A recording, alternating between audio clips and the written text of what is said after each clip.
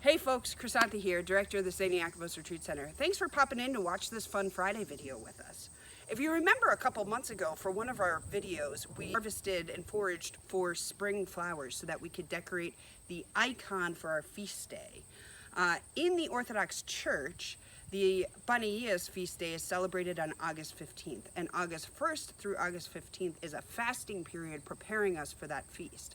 And so since we're coming up on that, here at the retreat center, corn isn't the only thing that's in full bloom. Actually, we have some amazing summer flowers, some summer wildflowers that are blooming.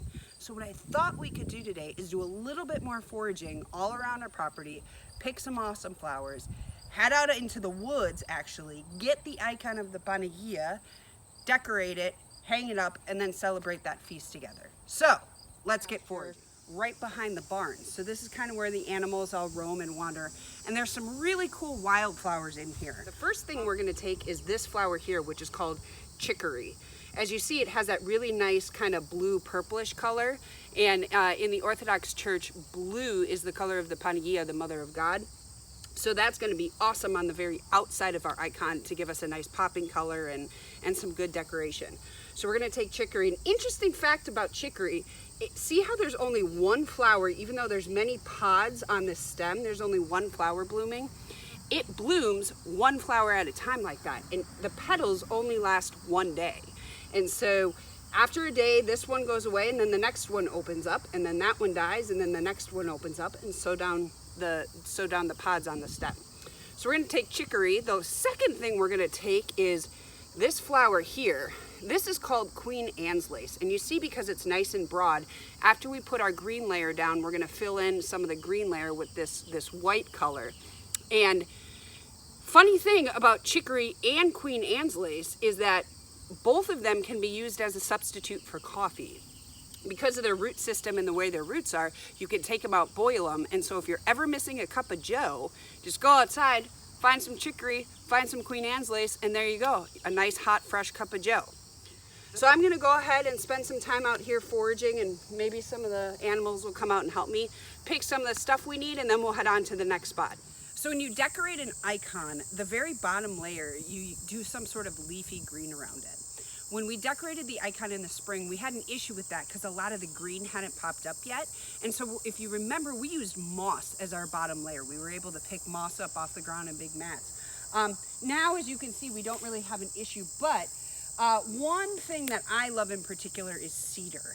And so I think it'd be kind of cool to use cedar as the bottom layer of our icon. So I'm going to come here. This is red cedar that you find, and it also has some nice kind of blue berries on it. So it sticks with our blue theme that we're kind of trying to use for the icon. And so I'm going to just sit here and pop a bunch of this off kind of like this. And then I'll be able to put it on the bottom layer of the icon. All right, so here we are. We're in front of the main lodge, as you can see, and we're actually just outside the fenced area that we were in a couple moments ago picking those other wildflowers. And what we're here to get, we're gonna grab these guys here. So this is called an ox-eyed daisy, and it's basically a natural wild growing daisy that you find in the wild. And an interesting thing about this flower is that it contains a chemical called perthium. And perthium is a natural insect and mosquito repellent. So I would actually love to plant these around everywhere, and then maybe we'd not be able to have mosquitoes around here. That could be pretty cool.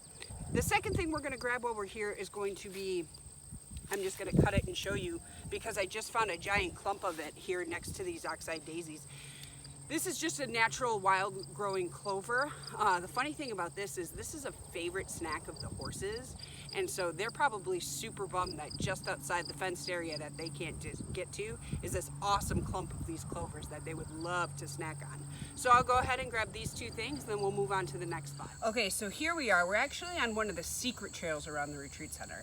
Everybody knows about the trails that are out in the woods that you can walk with the proskyneitaria, but there's a couple that are off the beaten path that we don't use for guests, but we use for getting around the property pretty quickly, and this happens to be one of them. All right, so here we are. We're just a little further down the trail, and we're gonna stop and we're gonna get some of this. It doesn't look like much now, but once we pick it and we put it in some water, these pods are gonna open, and this is gonna be a beautiful yellow color. This is actually called goldenrod. Interesting thing about goldenrod is there are 120 different species that grow in the United States. There are only 20 species that grow here in Wisconsin. I have found 3 on the retreat center property. I'm gonna go ahead and pick it because it'll be really nice to have the green background with the yellow flower right at the top. So let's grab this and then keep moving. This is called the purple coneflower. Interesting fact about this is it's actually also in the Echinacea family. So this can be used to heal your body in a number of ways. You can grind the cone itself up and you can make pills out of it and stuff like that. So as we walked on through, we came across this patch here, which you can see has different yellow flowers that are growing, and these are actually wild sunflowers. And so normally when you think of a sunflower, you think of a plant that's really, really big. When they grow naturally in more of a forested area, they're a little bit smaller like this. So I'm gonna stop, grab a couple of these because these are gonna look great on the outside of our icon. I wanna show you this, get in really close here. This guy, you gotta get in really close to see him. This is called a garden spider. So all while we're out here picking flowers, we're gonna have to pay attention and not run into one of these guys. This guy's nest is super cool. You're gonna have to get really close to see this. Down the center of the web, it actually has a zigzag pattern to it. And you can't quite see it probably because of the way the sun is shining, but he has built an entire orb around him and then this zigzag pattern in the center. So he is definitely on the hunt and about to get some good food, but that's really cool that we just saw that. Awesome job, sir. Thank you very much for your service. Okay, so as we moved on, we came across these guys here. These are called prairie blazing stars, and you can tell that, of course, because they grow so tall. They also have this really cool leaf system on their stem where you see it kind of looks like evergreens. Funny thing about this, if you mow these over when they're tall, they will actually regrow very close to the ground because they're kind of an adapting plant. A cool thing about wildflowers is not only do a lot of them have medicinal purposes, a lot of them are actually edible. Some will also kill you if you eat them, so don't eat those ones. But you do find a number of the edible versions or varieties here at the retreat center. And we just came across some. This is wild onion. And so if you smell the stem smells literally just like onion. And I love how the flower itself grows in a little bit of a pod with these individual little flowers around it. That's super cool. So I'm gonna kind of go through here and pick all of this stuff out. Not only will we get enough to decorate our icon, we'll also get enough to probably have a little dinner later, which will be pretty fun. Okay, so we're gonna grab these, which if you look at them, you think they're dead, but they're not. This is called gray coneflower, so it's similar to the purple variety that we found earlier. However, these ones not only have yellow leaves, but their leaves also hang during the sunshine to expose more of the center to receive some more nutrients and stuff like that. And I just think that these are gonna look really cool on the outside of the icon. This one here that's almost done, one thing you can do when you grind them up, you get a very strong minty smell because remember I mentioned these are in the Echinacea family. So if you go ahead and grind that center part up, all you smell is mint and stuff like that. So I think that's pretty cool. Grab a couple of these and then move on. So here we are, we moved on to a new spot in the property. We're still on a trail. We were further down that way before. We're actually right next to the lake, so you can see all of these cattails and everything growing. We're right next to the marina that Captain Karras built us. This is one of my favorite spots on the property. Not only just because the lake is beautiful and hanging out down here is awesome, also because of this alley in particular. Next to all these cattails on the edge of the lake, what you find growing in it is this, and this is called milkweed. This species in particular is swamp milkweed. The cool thing about this is this flower or this plant is the only thing that monarch butterflies eat. So if we're really quiet and we sit here for a few minutes, what you'll find once we have no longer disturbed them is tons of monarch butterflies will fill right over here and start feeding on the milkweed, which is pretty awesome. So I'm gonna go ahead, pick this, and then hang out for a few minutes and see if we can find a butterfly. See, there's the monarch butterfly eating the milkweed. So here we are, we're actually right next to the chapel, the infirmary's just behind us. We're literally sitting on the edge of the back of the campfire pit. And what we're gonna do is kind of forage all along this line here for this little yellow flower. This little yellow flower is actually called bird's foot trefoil. Reason being, I got to isolate one of these seed pods here. These seed pods grow in 3. So they look like a little bird's foot, naturally, so hence that name. Trefoil, because tree, T-R-E, that's how it's spelled, refers to 3, coming from the Greek word tria. So kind of cool that a flower that naturally grows here at the retreat center not only looks like a bird, which we have tons of around here, but has its name naturally built in, comes from our language, which is awesome. So we're gonna spend some time, we're gonna grab some of the bigger ones, which you find in the back a little bit, and I just think this is gonna be a really nice filler flower for our icon. So here we are, we're actually at the beginning of the trail, right next to the cottages and the infirmary that you follow when you wanna go out to all the Proskynetheria that are out in the woods. They're this way. But I wanted to stop here and talk about this guy. This is called yarrow. Interesting thing about yarrow is that it was used to treat bleeding wounds on soldiers by Achilles himself during the Trojan War. So I think it's awesome that you walk down here and you just find all of this yarrow growing. And in fact, I think this might have been one of Achilles' favorite spots on the retreat center property for that reason. So I'm gonna go ahead, grab a bunch of this, and then we're gonna move on. Here we are. We're actually pretty far down this trail that we had to walk and go a little bit off the beaten path, but we're gonna grab this. This is an elderberry bush. And not only did Monty Python make it famous, but the reason I thought this would be really cool for our icon is, of course, we know blue is the color of the Panagia, the color of the Theotokos, the Mother of God.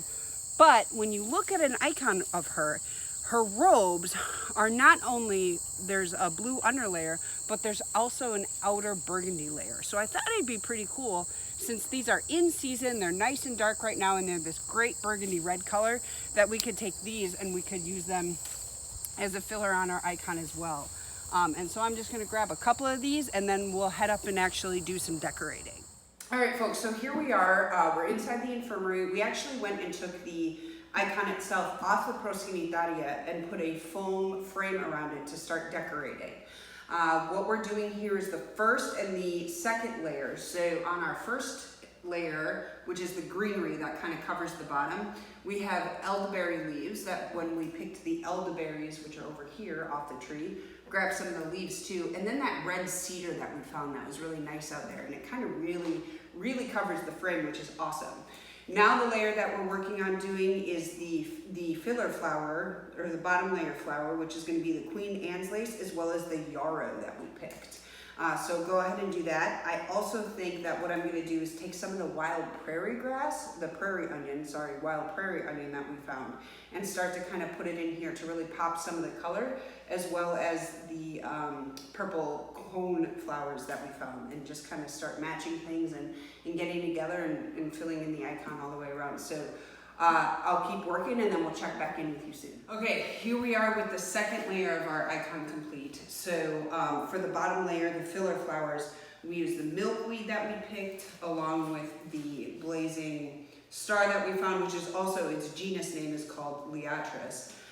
And applied the wild onion grass that we found, and also one thing we didn't talk about when we were out foraging, but these super awesome pink flowers that are here, there's some sort of wild pea that was transported here, probably by a bird or something like that. So it's not really native to the property. I'm not sure if it's a sweet pea, a snap pea, something like that, but it came to flower and now we have this awesome pink color. So next what we're gonna do is we're gonna put more of the yellows and the purple cone head flowers that we found and fill them in with some more of those peas and really kind of get all of our colors to tie together. So let's keep decorating. Okay, so here we are. We've completed all of the flowers that we're decorating with, kind of got everything on the icon. One thing I really love about this, not only is it summer and so everything's so vibrant and beautiful, but it's filled with different pinks and lavenders and blues and, you know, really just the colors of the Panagia lady when you think of her. So I think that's pretty awesome. The only thing I'm gonna do before we go hang it up, or we're gonna do, is I'm just gonna fill in some of these burgundy elderberries all around, and then take it back out in the woods, put it in its Proskynetheria spot, and go ahead and we'll be able to see our finished project. So, see you soon. So here we are on the center trail at the St. Iacovos Retreat Center. As you can see, we've hung our icon back up as well as the fully decorated frame with the elderberries around it. This is actually going to stay here not only tonight but through tomorrow. We're going to celebrate a Reader's Paraklesis with the staff here, and then do some morning prayers tomorrow in order to celebrate the feast together. So thank you very much for joining us and for helping, especially work around the entire property to make this beautiful thing possible. We will remember you in our thoughts and prayers tonight and tomorrow. We just ask that you do the same. The staff, the hierarchs, as well as the board of directors that help guide this facility, and the so many people who have helped throughout the many years to make this possible, including individuals who donated things such as this proskyneitalia that you see here. Thank you for your service. Stay safe, stay healthy, still stay 6 feet apart, and we hope to see you soon.